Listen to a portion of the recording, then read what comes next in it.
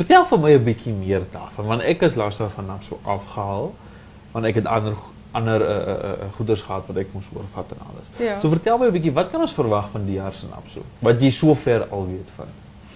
Weet jy, dit is regtig NAPSO is so 'n bedrywige soos gedeelte om te hê, wat al verby is wat NAPSO gedoen het, is, ofwel ons het nou die dag nie noodwendig NAPSO spesifiek nie, maar ons het mos aan die triathletics gehad en nou gaan dit nog NAPSO wees, NAPSO Athletics spesifiek in Otjiwarongo. Educate is die gasheerskool daarvan. Dan het ons later Blitz Sevens, ons het privaat skole naweek by die see. Ons het dan nog ons het dan nog die al die NAPSO matriekafskeide, dan het ons die kuns en kultuurweek.